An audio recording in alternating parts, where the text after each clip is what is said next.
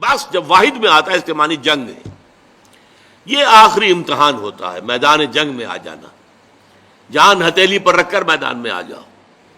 ظاہر بات ہے جو جنگ میں گیا وہ گویا کہ اپنی جان کا رسک لے کر جا رہا ہے. یہ تو اگر کوئی خاص اللہ کا فضل ہے کہ لوٹ آیا تو یہ تو فضل ہے، یہ تو ایک طرح سے نئی زندگی ہے. ورنہ در حقیقت جنگ میں جانے والا اپنی جان کا رسک لے کر، اور وہاں پھر صبر کرنا، ڈٹے رہنا، وہاں پیٹھ نہ دکھانا.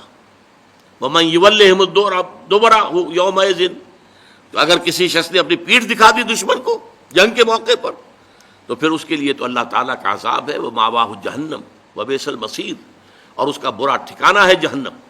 جہنم ٹھکانہ ہے جو بہت بری جگہ ہے.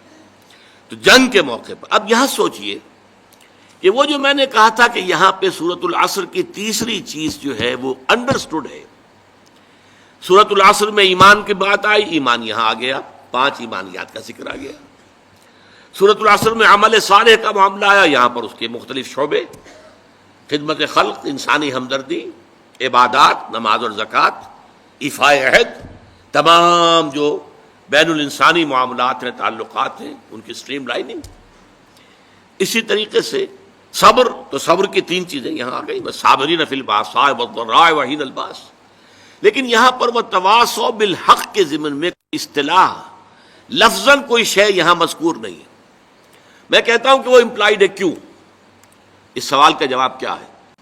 دیکھیے جو پورا خاکہ ہمارے سامنے آ رہا ہے یہ ایک پوری شخصیت ہے، پورا حیولہ ہے، پورا ایک کریکٹر ہے انسانی جو ہمارے سامنے آ رہا ہے. وَلَٰكِنَّ الْبِرَّ مَنْ آمَنَ بِاللَّهِ وَالْيَوْمِ الْآخِرِ وَالْمَلَائِكَةِ وَالْكِتَابِ وَالنَّبِيِّينَ وَآتَى الْمَالَ عَلَىٰ حُبِّهِ ذَوِي الْقُرْبَىٰ وَالْيَتَامَىٰ وَالْمَسَاكِينَ وَابْنَ السَّبِيلِ وَالسَّائِلِينَ وَفِي الرِّقَابِ وَأَقَامَ الصَّلَاةَ وَآتَى الزَّكَاةَ وَالْمُوفُونَ بِعَهْدِهِمْ إِذَا عَاهَدُوا. ایسے لوگوں کی جنگ کس مقصد کے لیے ہو سکتی ہے؟ کیا ایسے لوگ صرف دنیاوی مفادات کے لیے جنگ کریں گے؟ ایک پورا کردار ہے، اس میں کوئی چیز فٹ نہیں بیٹھ رہی. اس کے اندر ظلم، تعدی، لا یریدون علوا فی الارض ولا فسادا. ایسے لوگ زمین کے اندر اپنا اقتدار، اپنی حکومت، اور اس کے لیے فساد، اور اس کے لیے جنگ، اور اس کے لیے خوریزی، ان کی اس پورے نقشے میں فٹ نہیں بیٹھتی. لہذا ان کی یہ جنگ اور ان پر جو آزمائشیں آئیں گی بھوک کی اور تکلیف کی، کس لیے؟ یہ احقاق حق کے لیے، تواصی بالحق کے لیے، حق کا بول بالا کرنے کے لیے، اقامت دین کی جد و جہد کے لیے. اس لیے کہ سب سے بڑا حق کیا ہے؟ یہ زمین اللہ کی ہے اور اس پر اسی کا حکم چلنا چاہیے. یہ ہے سب سے بڑا حق.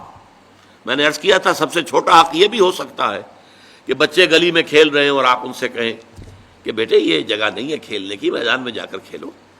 تمہاری گیند سے یا تمہاری گلی سے کسی گاڑی کا شیشہ ٹوٹ جائے گا اور اس پر بھی ریزنٹمنٹ ثابت آئے گی. بچے جو ہیں شاید آپ کو اپنی عزت سلامت لے کر وہاں سے جانا جو ہے وہ نصیب نہ ہو.